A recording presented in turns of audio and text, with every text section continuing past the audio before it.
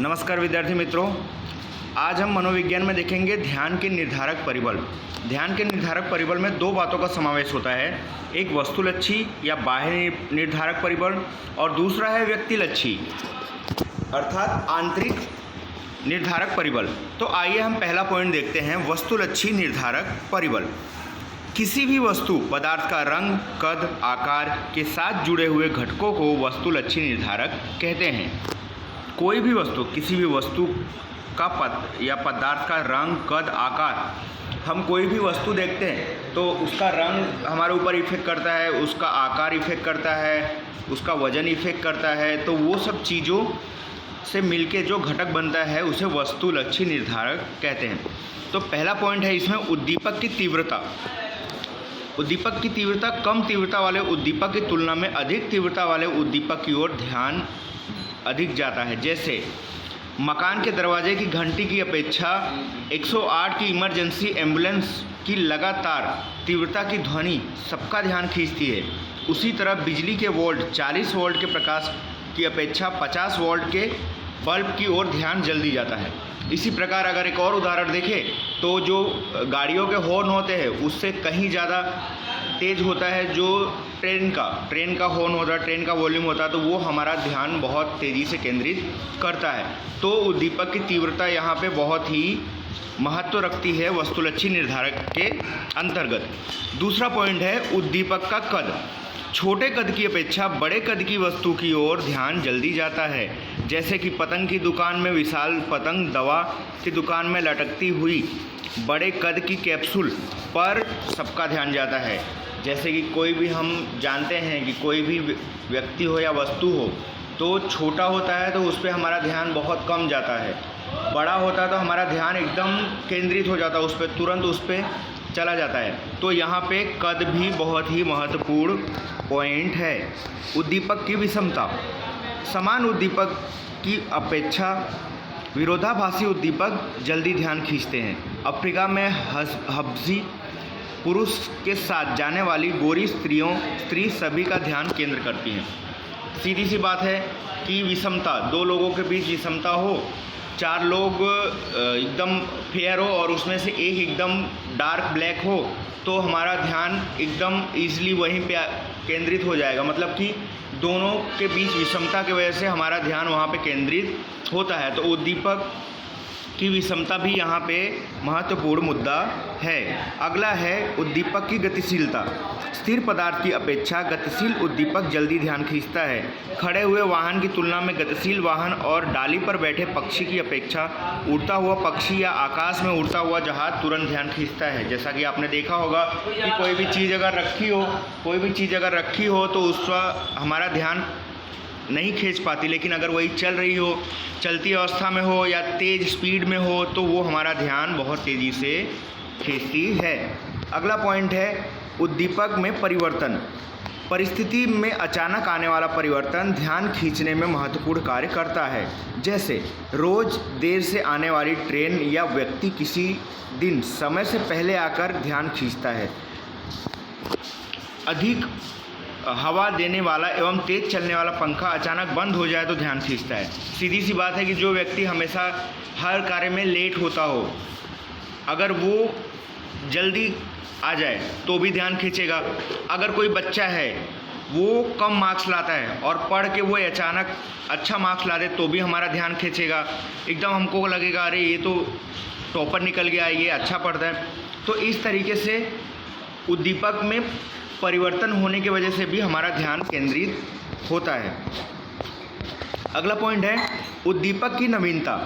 सर्वसामान्य परिस्थिति में किसी नई स्थिति के सर्जन होने पर सबका ध्यान जाता है। जैसे प्रत्येक दिन पैंट शर्ट पहनने वाला शिक्षक किसी दिन कुर्ता पजामा पहनकर आए तो उसके ध्यान केंद्रित बनता है।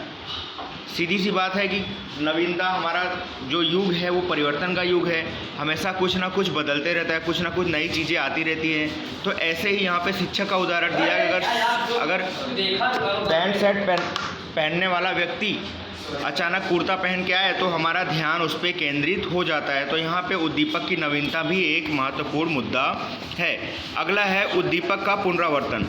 किसी उद्दीपक को बार बार प्रस्तुत किया जाए तो ध्यान खींचता है। चुनाव के समय टीवी, रेडियो या कई बार एक ही वस्तु प्रस्तुत होती है, जिससे एकाध बार लोगों के ध्यान में यह बात आ सकती है।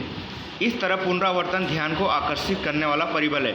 सीधी सी बात है कि अगर हमारे दिमाग से खेलना हो तो हमारे दिमाग के सामने वही प्रेजेंट करो जो कि हमारे दिमाग को बताना हो, तो हमारा दिमाग कैच कर लेगा कि नहीं ये चीज़ सही ही है। तो यही मीडिया वाले करते हैं कि जो चीज़ हमको नहीं मालूम, नहीं पसंद और वो दिखाना चाहते हैं, ज़बरदस्ती हमारे दिमाग में डालना चाहते हैं, गलत को सही बताना चाहते हैं, तो वो बार बार दिखाकर, बार बार सुनाकर वो हमारे दिमाग में ये साबित कर देंगे कि वो चीज़ सही है। तो इस तरीके से उद्दीपक का पुनरावर्तन भी हमारा ध्यान खींचता है। अगला पॉइंट है उद्दीपक का रंग। आधुनिक समय में विज्ञापन द्वारा प्रचार के लिए केवल काला या सफ़ेद रंग नहीं, परंतु गहरे, तेज एवं विविध रंगों वाली वस्तुओं का उपयोग करके लोगों का ध्यान खींचते हैं। सफ़ेद काले रंग में प्रवर्तमान में रंगीन तस्वीर आकर्षक करने से वाचकों का ध्यान खींचती है। पोस्टरों पर तथा पुस्तकों में मुख्य पृष्ठ सुंदर, रंगीन एवं कलात्मक रूप से प्रस्तुत करके ग्राहक खरीदने के लिए प्रेरित होते हैं। आप भी बाज़ार में जाते होंगे, कोई ना कोई वस्तु सामान खरीदते होंगे, तो देखते होंगे जो सादा सिंपल रहता होगा वो आप नहीं खरीदते होंगे। जो अट्रैक्टिव या नया कुछ रंग बिरंगी होता होगा वही सामान आपका ध्यान केंद्रित करता होगा, आपको आकर्षित करता होगा। तो इस तरीके से उद्दीपक का रंग भी महत्वपूर्ण मुद्दा है। अगला पॉइंट है व्यक्ति लक्ष्य निर्धारक। मनुष्य के साथ जुड़े हुए शारीरिक या मानसिक परिबलों को आंतरिक या व्यक्ति लक्ष्य निर्धारक कहते हैं। इसमें पहला पॉइंट दिया हुआ है रुचि या अभिरुचि।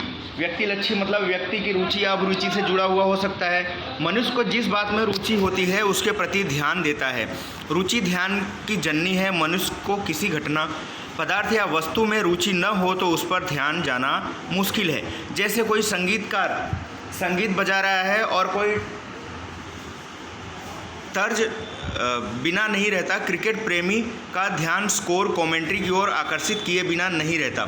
मनोविज्ञान के मतानुसार दिलचस्पी, रुचि ध्यान आकर्षित ही नहीं करते लेकिन ध्यान की जकड़ कर रखते हैं। मैकडोनल्ड अभिरुचि को प्रकटक ध्यान कहते हैं। अगर पूछा जाए कि प्रकटक ध्यान किसने कहा अभिरुचि को, तो मैकडोनल्ड ने। तो मतलब कि जो हमारा इंटरेस्ट है, हमारा जिस फील्ड में इंटरेस्ट है वो हमको ऑटोमेटिक आकर्षित करता है। जैसे आप टीवी देख रहे हो, अगर आपका क्रिकेट में इंटरेस्ट है तो आप न्यूज़ चैनल पे क्रिकेट, या तो क्रिकेट चैनल पे क्रिकेट लगा के आप देखोगे। अगर आपको न्यूज़ में इंटरेस्ट है तो आप न्यूज़ देखोगे, आपको सीरियल में इंटरेस्ट है तो आप वही देखोगे। तो इस तरीके से रुचि या अभिरुचि भी यहाँ पे काफ़ी महत्वपूर्ण मुद्दा है। आवश्यकता, व्यक्ति की आवश्यकता उसकी क्रिया की तीव्रता को निश्चित करती है। भूख, प्यास, नींद, जातीयता आदि शारीरिक प्रेरणा मानव का ध्यान आकर्षित करने में निर्णायक होते हैं। भूखा व्यक्ति दूसरी अनेक बातें जो आनंददायक हो उसकी अवहेलना करके प्रथम खाने की चीज़ वस्तु खोजने में व्यस्त रहता है। उसी प्रकार प्रेम, जिज्ञासा, प्रतिष्ठा, सुरक्षा एवं सत्ता की लालसा जैसी मनोवैज्ञानिक प्रेरणा भी ध्यान आकर्षित करने में निर्णायक है। जैसे कि यहाँ पर उदाहरण दिया है कि आवश्यकता हमारी सबसे पहले ध्यान केंद्रित करती है। अगर हमको भूख लगी हो और हमको पढ़ाया जाए कि आप पढ़ो तो हमारा ध्यान पढ़ने में नहीं लगेगा। अगर हमको बताया जाए, कोई भी बात समझाई जाए और हमको भूख लगी हो तो हमारा ध्यान वहाँ पे नहीं जाएगा। ऐसे ही सामाजिक स्तर पे हमको खाने के अलावा प्रेम, जिज्ञासा, प्रेरणा, प्रतिष्ठा ये सब की भी आवश्यकता होती है, जिसकी वजह से हम एक सामाजिक व्यक्ति बनते हैं। तो उसके लिए हमको ये सब की चीज़ों की आवश्यकता पड़ती है। अगला पॉइंट है आदत। आदत या वसन के कारण व्यक्ति का ध्यान खींचते हुए दिखाई देता है। बीड़ी, तंबाकू आदत वाले व्यक्ति अनजान जगहों में भी इन वस्तुओं से संबंधित व्यक्तियों की खोज लेते हैं। जैसे कि कोई व्यक्ति नशीले द्रव्यों का सेवन करता है तो वो वैसे व्यक्तियों को कहीं ना कहीं ढूंढ लेगा, क्योंकि वो उसकी आदत पड़ी हुई है। वो वैसी वस्तुओं को कहीं ना कहीं से ढूंढकर उसका इस्तेमाल कर लेगा। अगला पॉइंट है शिक्षा। शिक्षा भी ध्यान में महत्वपूर्ण भूमिका निभाता है। जिसका जैसा शिक्षा वैसा ध्यान। डॉक्टर का ध्यान बीमार व्यक्ति एवं दवा की ओर हो जाता है। इंजीनियर का ध्यान इमारत और उसको बनाने वाली वस्तुओं और इमारत की अद्यतन रचनाओं पर जाता है। मतलब जिसका जैसी शिक्षा उसका वैसा ध्यान होगा। डॉक्टर की जैसी शिक्षा है तो वो डॉक्टर दवा पर ध्यान देगा, इंजीनियर तो वो मकान इमारत पर ध्यान देगा। मनोशारीरिक स्थिति व्यक्ति की मानसिक शारीरिक स्थिति उसका ध्यान आकर्षित करती है। चोट लगने से बना हुआ घाव एवं उसका दर्द व्यक्ति को बार बार आकर्षित करता है। मानसिक तनाव एवं चिंता भी ध्यान को प्रभावित करता है। अगर किसी व्यक्ति को चोट लगी हो तो सीधी सी बात है उसका ध्यान दूसरी जगह नहीं बल्कि उसकी चोट पर ही हमेशा रहेगा। तो इस तरीके से हमने ये आज के दोनों पॉइंट देखे। कल हम देखेंगे प्रत्यक्षीकरण और उसकी व्याख्या। धन्यवाद।